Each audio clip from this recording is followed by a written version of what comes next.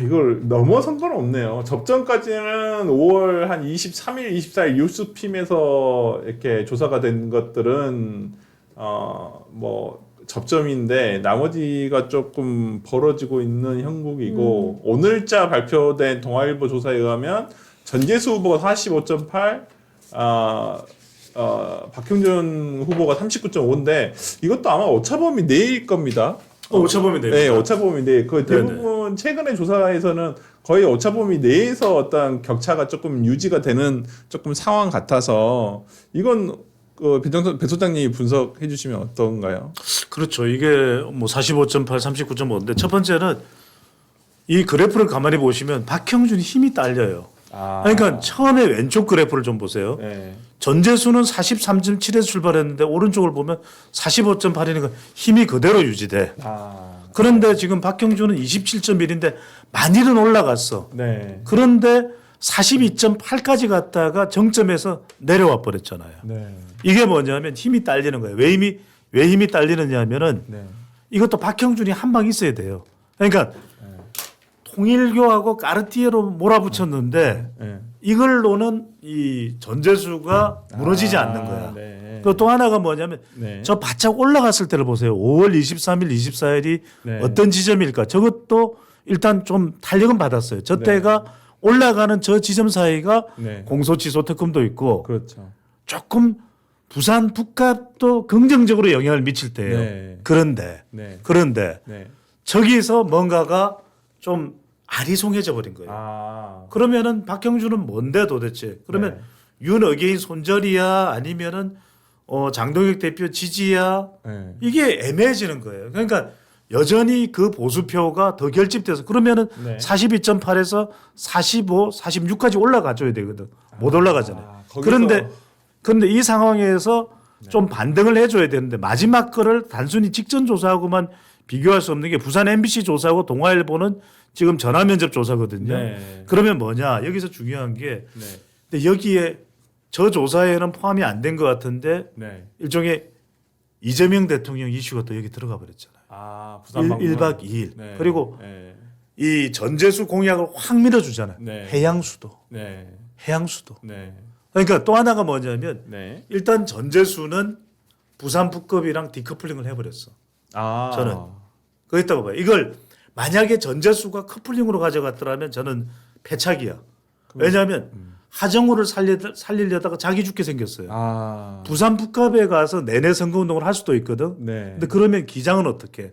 연제군은 어떻게? 네. 서면은 어떻게? 네. 수영군은 어떻게? 네. 광안리는 어떻게? 태종대는 어떻게? 네. 그러니까 하정우를 내려놨어. 그러면 하정우는 안 되는 건가요? 그건 이따가 좀 이야기. 그래서 저 상황은 박형준의 한 방이 없으면 이것도 전재수 쪽으로 흘러가는 상황이다. 네. 근데 5월 23일, 24일 네. 42.8로 35에서 쫙 올라갔다가 네. 거기서 한 방이 있었죠. 감독난 TV. 거꾸로 한 방이 자기 스스로 자기한테 한 방 먹인 거예요. 네. 그러고 나서 이제 미끄러진 건데 네. 오세훈 시장하고 박형준 시장의 결정적 차이점이 뭐냐면 네. 오세훈 시장은 적어도 선거운동의 방향은 일관되게 유지했어요. 네. 극우랑은 절연해. 네. 장동혁 노 땡큐. 네. 그러면서 확장성 뭐 유승민 부르고 안철수 부르고 이렇게 간 거예요. 네. 근데 이거를 박형준 시장 왔다 갔다 했어요. 약간 전략적 모호성을 일부러 아니 한거 이쪽 손도 아닐까요? 잡았다 저쪽 네. 손도 잡았다. 이거 오락가락인 거지 모호성이 아니고. 다 필요하다 뭐 이런. 그러니까 지금도 그런 얘기를 하고 있는데 그 다 필요하다의 다의 범위에 극우까지도 포함하면 이거 곤란한 거지. 네. 그런데 그렇게 했잖아요. 네. 뭐 소년보 목사 아들도 데려다 네. 부르고 감독난 TV도 나가고 네. 그러니까 확장이 안 되는 거예요. 네. 그런 걸 안 해야 확장이 되는데 아니 전통적 지지층 손을 잡는 것도 한계가 있어야지. 근데 그거는 한계를 넘는 선거운동을 한 거잖아요. 그래서 저는 상승을 못 하고 있다고 생각해요. 그러니까 한 방이 없었던 게 아니고 자기가 자기한테 한 방 먹였다니까. 네. 배 소장님 그 말씀을 들으면서 제가 네. 선거 출발점에서 지금 현 위치 네. 그걸 봤더니 서울시장 같은 경우는 거의 차이가 없네요. 오세훈 시장 후보 같은 경우 36%. 그렇죠. 예. 예. 그런데 박형준 후보 같은 경우는 지금 27에서 39로 올라가긴 했어요. 네. 또 대구시장 같은 경우는 지금 36이었는데 45로 올라가잖아요. 네. 그러면은 이제 그 사실은 다른 변수가 작동하는데 결국은 자기의 그 보수의 지지층 중에 누구랑 손을 잡는 것이 맞았는가에 대해서도 나중에 갑론을박이 있겠다. 일관성 있게 우리가 딱 이거다라고 설명할 수 없는 네. 그런 포인트가 있어요. 그거는 변수가 그것뿐만이 아니라 아까 말씀하셨듯이 감동란이죠. 감동란. 그다음에 또 서울에서는 뭐 GTX라든지 이런 변수들이 있기 때문에 결국은 자기 개인이 그 시민들에게 주는 네. 그런 어떤 그 영향력 플러스 네. 네. 그다음에 그 그때의 컨트롤러블 그러니까 통제 가능한 변수가 제기되느냐 네. 통제 불가능한 변수 네. 그러니까 여기서 운명과 숙명이 갈라지는 거죠. 네. 네. 운명과 숙명의 차이를 아십니까? 아니요. 운명은 네. 앞에서 날아오는 돌이에요. 네. 근데 숙명은 네. 뒤에서 날아오는 돌이거든요. 네. 그렇게 볼 때 지금 그 박형준 시장의 경우는 네. 좀 더 운명에 맞섰어야 되는 게 아니냐. 감동나는 피해가면서 네. 앞에서 날아오는 네. 돌인데 자기가 그냥 그 돌을 같이 네. 한 거고 네. 그 다음에 이 지금 서서문 고가나 이런 것들은 언컨트롤러블한 그렇죠. 네. 그런 상황이 아닌가. 그러니까 저는 박근혜 대통령이 그 기장에 네. 왔다 간 게 네. 얼마나 도움이 될까 박형준 시장한테. 네. 그러니까 저는 뭐 그 왼쪽 오른쪽 다 손을 잡아야 된다. 네. 뭐 이런 선거운동 기조하에 네. 그것도 요청한 것 같고. 네. 근데 이제 박근혜 전 대통령은 결집의 상징이잖아요. 보수 결집. 네. 근데 박형준 시장이 지금 보수 결집이 필요한가? 보수 결집이 다 안 돼서 선거가 안 되고 있다고 생각하나? 근데 항상 장동혁 지도부에서는 그런 얘기를 하잖아요. 보수가 똘똘 뭉치면 이길 수 있는데 우리가 지금 보수가 똘똘 뭉치지 못해서 선거를 아니 그러니까 지고 있다. 장동혁 대표가 망하는 거예요. 맨날 그런 생각만 하고 앉아 있으니까.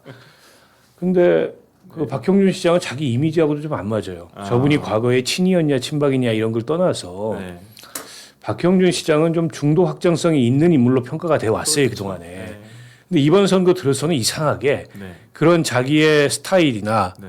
혹은 평소 자기의 성향, 자기의 강점 이런 것과는 좀 다른 선거 행보를 해요. 물론 경선 과정에서는 그런 게 의식이 됐을 수 있습니다. 상대 후보가 이제 전통적 지지층을 더 강하게 소구하면 그거 경쟁하기 위해서 뭐 손현보 목사 아들도 불러들이고 머리도 깎고 네. 이럴 수 있다고 생각해요. 근데 본선 가면 그 사람들은 어차피 다 박형준 시장으로 들어와요. 그 사람들이 전재수 후보로 갈 가능성이 그렇게 높지 않아요. 근데 왜 캠페인을 저렇게 할까? 감동란 TV도 그렇고 박근혜 전 대통령도 그렇고.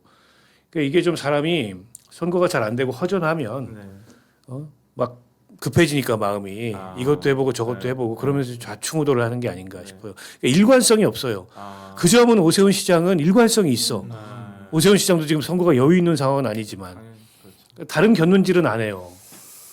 네, 일관성이 있다라는 게 선거의 결과는 어차피 나올 거 아닙니까?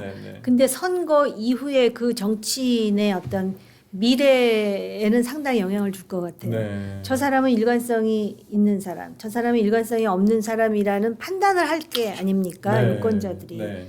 그런 점에서 박형준 후보는 굉장히 그 전략 자체는 본인이 평소에 많은 방송에 나와서 했던 본인의 어떤 정치에 대한 관 네. 이거하고는 상당히 차이가 있었던 것 같아요. 그러니까요. 저는 의원님 말씀대로 네. 숙명은 다시 재개할 수 있거든요. 네. 아니 운명. 운명은 네, 다시 재개할 네. 수 있거든요. 숙명 뒤에서 돌날 나오면 못 피해. 근데 제 말씀은 숙명 제 의미는 거죠. 숙명은 자기도 어쩔 수 없는 거잖아요. 네. 그러면은 그것에 따른 결과는 본인이 다시 한 번 더 일어설 수 있는 그게 되는데 운명은 마주해야죠. 네. 정면 돌파를 해야죠. 네. 근데 그걸 안 한 것에 대한 책임은 오롯이 그 사람한테 돌아가는 거기 때문에 네. 저는 일관성이 그만큼 지는 선거에도 남는 건 일관성이 있어야 남는 것이다. 네. 다음 지역은 대구 한번 보겠습니다. 대구가 끝난 줄 알았는데 끝난 게 아닌 것 같아요. 보니까 여론조사 추이 한번 보여주십시오. 아니 어떻게 끝난 줄 아셨는데? 아니 뭐 저는 추경호 후보가 최근에 많이 상승세여가지고 그냥 꺾였구나 이런 생각을 했는데 다시 어제 오늘 나온 조사 보니까 많이 붙어 있어요 지금 거의. 아니 근데 이걸 어차피 제가 한번 설명 한번 분석을 해주시죠. 네. 해드릴게요. 근데 일단은 제일 왼쪽을 보세요. 네. 53이잖아요. 네. 저희 이야기는 뭐냐면 출발 지점은 김부겸의 승리예요. 당선이에요. 네. 근데 그런데 점점 내려오다가 네. 잠깐 반등이 있고 내려갔잖아요. 네. 저게 뭐냐면 네. 올라갈만 하면 뭐가 터져요. 맞아. 올라갈만 하면 공소 취소. 터지고. 올라갈만 하면 저기서 45.9 지금 추경호 46.1이 저기서 어떤 의미인지는 모르겠는데 네. 저게 지금 대구일보 조사고 지금 5월 25일에서 26일도 대구일보거든요. 네. 그 4월 27일, 28일에 추경호 후보가 저렇게 높게 나올 특별한 이유는 없는데 무슨 이유인지는 모르겠어요. 박근혜 근데 대통령 아니에요? 근데 4월 27일, 28일에 추경호가 이긴 걸로 나와 있어서 네. 가만히 보시면 올라갈 듯 하는데 지금도 지금 5월 2일, 3일, 4월 6일 저기서 못 올라가고 있는 게 공소취소 저게 네. 커요. 네. 그러다가 이제 그때 조사를 보시면 붙은 듯한데 지금 동아일보 조사가 아마 리서치 조사일 거예요. 맞습니다. 전화 면접 조사인데 예. 전화 면접 조사에서 저걸 앞에 조사하고는 별도로 봐야 될 게 네. 대구일보는 ARS일 거예요. 네, 맞습니다. 그 이야기는 뭐냐면 동아일보는 전화 면접인데 지금 한 4~5% 차이가 나요. 그렇죠. 그러니까 김부겸도 지금 자기가 할 수 있는 데까지는 정말 최선을 다한 거네. 이 정말 용 쓰고 있는 거예요. 네. 김부겸 후보도. 네. 근데 보십시오. 처음에 53인데 지금 제일 오른쪽이 41.8밖에 안 돼. 그러니까 이게 뭐냐? 네. 지금 본인이 이 용을 쓰고는 있는데 추가적으로 안 올라가요.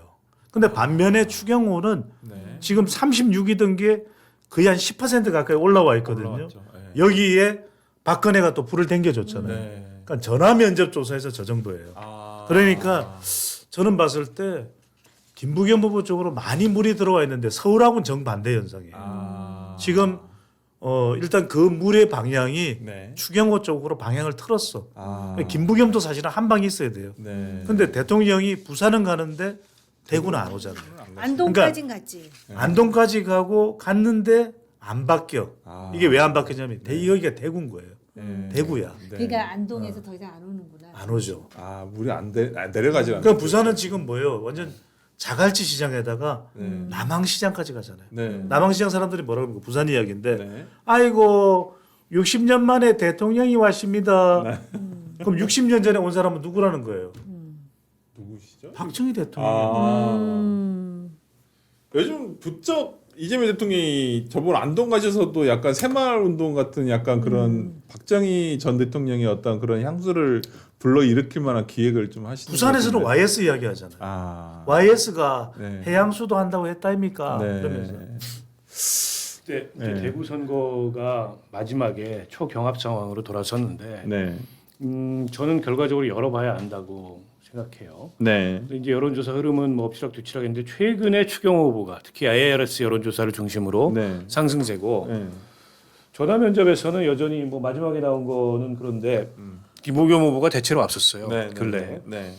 그래서 끝까지 가봐야 알겠지만 현장에서 선거운동을 하는 사람들 얘기는 네. 처음 있는 현상이다 이런 게 어. 보통 이러면 진작 무너졌다는 거죠. 그렇죠. 근데 네, 안 네, 무너지고 네, 이제 버티는 네, 이유가 네, 네. 저게 그냥 그 허상이 아니라는 네. 겁니다.